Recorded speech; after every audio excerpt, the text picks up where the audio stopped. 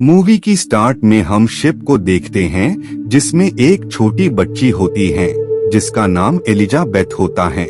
Elizabeth pirates का गाना गा रही होती है कि तभी उसके पास एक शख्स आता है और वो एलिजाबेथ को पायरेट्स का गाना गाने से मना करने लगता है क्योंकि उसका ये मानना था कि इससे पायरेट्स उनके शिप तक पहुंच सकते हैं। तभी वहां पर लेफ्टिनेंट आ जाते हैं और वो एलिजाबेथ से कहते हैं कि घबराने की जरूरत नहीं है, कोई भी पायरेट इस शिप में दाखिल नहीं हो सकता है और न ही वो शिप में आने की जरूरत करेगा, क्योंकि अगर कोई भी पायरेट गलती से भी इस शिप में आ गया तो वो वापस बचकर नहीं जा सकता है। दरअसल जेम्स को पायरेट्स बिल्कुल भी पसंद नहीं होते हैं और अब तक उसने कई सारे पायरेट्स को मौत के घाट उतार दिया होता है।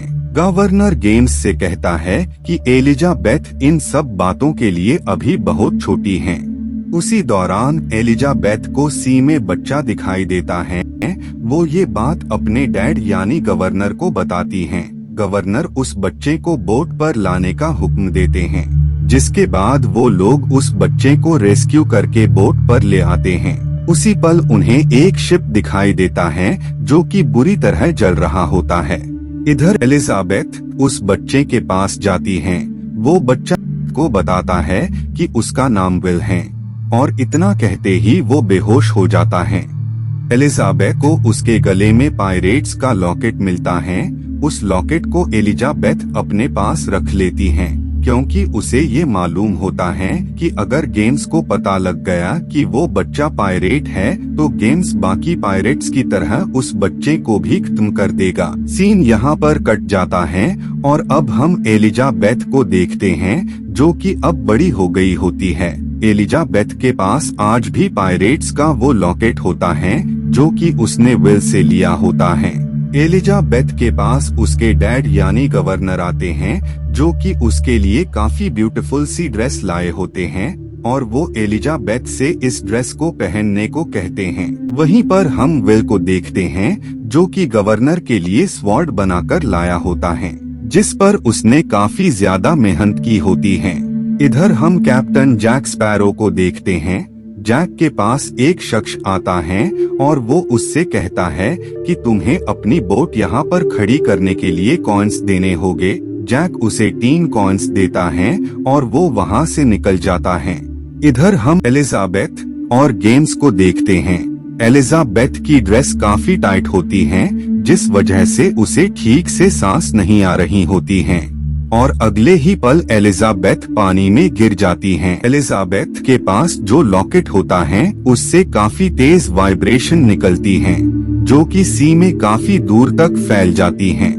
इधर हम जैक को देखते हैं जिसने एलिजाबेथ को पानी में गिरते हुए देख लिया होता है, इसीलिए वो पानी में जंप लगा देता है और वो एलिजाबेथ को बचाकर पानी से बाहर ले आता है। उसी दौरान वहाँ लेफ्टिनेंट और गवर्नर आ जाते हैं और वो जैक के सामने स्वॉर्ड कर लेते हैं। एलिजाबेथ लेफ्टिनेंट को बताती है कि जैक ने ही उसकी जान बचाई है, इसीलिए वो उसे जाने दे। लेकिन उसी पल लेफ्टिनेंट जैक के हाथ पर पायरेट का साइन देख लेते हैं, जिस वजह से वो जैक को प्रिजन में डालने वाले होते हैं।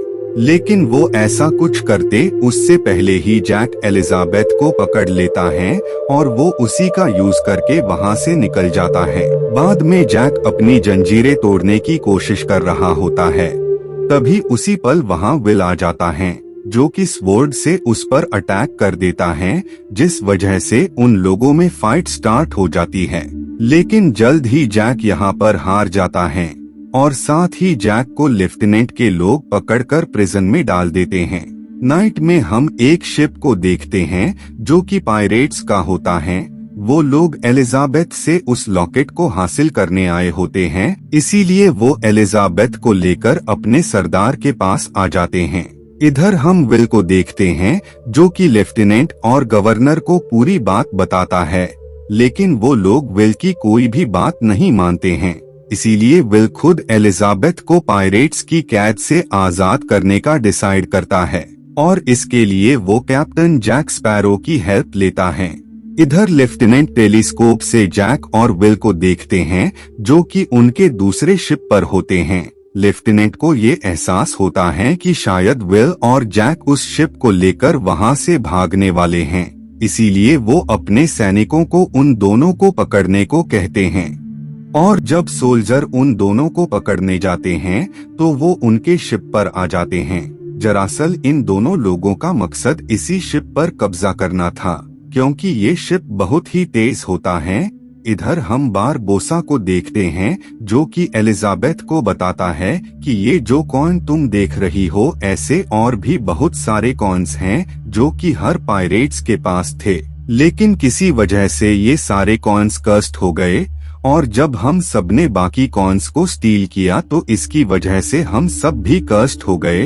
इस कर्स्ट से आजाद होने का बस एक ही वे था, और वो था कि हम आखिरी कॉइन्स पर उस शख्स का खून लगाए जिसके पास से हमें ये आखिरी कॉइन मिला हो। और जिसके पास से हमें आखिरी कॉइन मिला है वो शख्स कोई और नहीं बल्कि तुम हो। इसी पल एलिजाबेथ बारबोसा पर नाइफ से अटैक कर वहां से भागने वाली होती हैं, लेकिन जब वो बाहर आती हैं तो ये देखकर वो काफी ज्यादा डर जाती है, क्योंकि शिप में मौजूद सब लोग स्केल्टन में तब्दील हो गए होते हैं। उसी पल वहां बारबोसा आ जाते हैं जो कि खुद भी मून की लाइटिंग में कर्स्ट की वजह से कंकाल में तब्दील हो जाते हैं। इधर हम जैक को देखते हैं। जैक का साथी विल को बता रहा होता है कि जैक ब्लैक पर्ल शिप को क्यों हासिल करना चाहता है। वो उससे कहता है कि जैक ब्लैक पर्ल शिप का कैप्टन था, लेकिन उस शिप में मौजूद उसी के लोगों ने उसके साथ चीट किया और उन्होंने ब्लैक पर्ल को जैक से हासिल कर लिया। बाद में उन्होंने जैक को मरने के लिए वीरान टापू पर छोड़ दिया, इसीलिए जैक उन लोगों से रिवेंज लेना चाहता है। इधर बारबोसा और उसके लोग एलिजाबेथ के साथ उस प्लेस पर आ गए होते हैं जहां वो रिचुअल परफॉर्म करके खुद को कर्स से आजाद कर सकते थे। बारबोसा एलिजाबेथ के हाथ पर कट लगाता है और वो उस कॉइन पर एलिजाबेथ का खून लगाकर बाकी सिक्कों के साथ डाल देता है, लेकिन इसके बावजूद भी वो लोग इस कर्स्ट से आजाद नहीं हुए होते हैं। इसी वजह से वो गुस्से में एलिजाबेथ पर थप्पड़ जड़ देता है। तभी उनकी नजर जैक पर पड़ती है और वो लोग उसे घेर लेते हैं। जैक उनसे कहता है कि अगर तुम मुझे जाने दोगे तो मैं तुम्हें उस शख्स के बारे में बता दूंगा जिसके खून के कतरे से तुम सब आजाद हो सकते हो, लेकिन इसके बावजूद भी वो लोग जैक को वहां से नहीं जाने देते हैं। इधर हम विल और एलिजाबेथ को देखते हैं। विल एलिजाबेथ को पायरेट्स की गिरफ्त से छुड़ा लाया होता है, लेकिन उनकी ये खुशी ज्यादा देर तक नहीं रहती है, क्योंकि बहुत ही जल्द पायरेट्स उन लोगों तक पहुंच जाते हैं और इस बार वो एलिजाबेथ और जैक उन दोनों को उसी वीरान टापू पर मरने के लिए छोड़ देते हैं। बाद में जैक और एलिजाबेथ उस टापू पर आ जाते हैं। नेक्स्ट डे जब एलिजाबेथ को कोई भी वे नजर नहीं आता है तो वो वहाँ पर आग जलाती हैं। उस फायर की वजह से उन तक लेफ्टिनेंट और गवर्नर पहुँच जाते हैं। लेफ्टिनेंट जैक को अरेस्ट कर लेते हैं और वो सब अब वापस जाने वाले होते हैं, लेकिन एलिजाबेथ उन्हें विल को पायरेट्स से सेव करने के लिए कॉल कर लेती हैं। इधर बारबोसा विल को मारकर सब पायरेट्स को कर्स से आजाद करने वाले होते हैं, लेकिन तभी वहां जैक आ जाता है और वो बारबोसा से कहता है कि अगर तुम लोग कर्स से आजाद भी हो गए तब भी तुम सब मार दिए जाओगे, क्योंकि बाहर तुम सब पायरेट्स का वेट लेफ्टिनेंट कर रहे हैं। इसीलिए समझदारी इसी में है कि पहले तुम लेफ्टिनेंट और उसके लोगों को खत्म कर दो, इसके बाद तुम खुद को कर्स से आजाद कर लेना। और उसी पल ही जैक कॉइन को स्टील कर लेता है। सभी लोगों को जैक का ये सजेशन काफी पसंद आता है, जिस वजह से वो केव के बाहर जाते हैं और वो लेफ्टिनेंट और उसके लोगों पर अटैक कर देते हैं। इधर जैक बारबोसा पर स्वॉर्ड से अटैक कर देता है, जिस वजह से उन लोगों में लड़ाई स्टार्ट हो जाती है और उसी दौरान बारबोसा स्वॉर्ड को जैक पर मारते हैं, लेकिन जैक ने भी कॉइन को स्टील किया होता है, जिस वजह से अब वो भी कर्स्ड हो गया था, इसीलिए उसे कुछ भी नहीं होता है। बाद में वो बारबोसा पर गन से अटैक कर देता है और वो कॉइन को विल को दे देता है।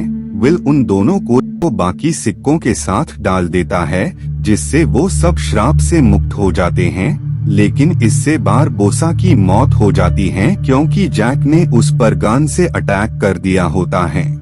मूवी के लास्ट सीन में हम जैक को देखते हैं, जिसे लेफ्टिनेंट फांसी देने वाले होते हैं, लेकिन जैक किसी तरह वहां से निकल जाता है और वो अपने साथियों के साथ ब्लैक पर्ल शिप पर आ जाता है और जैक वापस से उस शिप का कैप्टन बन गया होता है। और इसी के साथ ये मूवी यहीं पर एंड हो जाती है। Thank you so much for watching.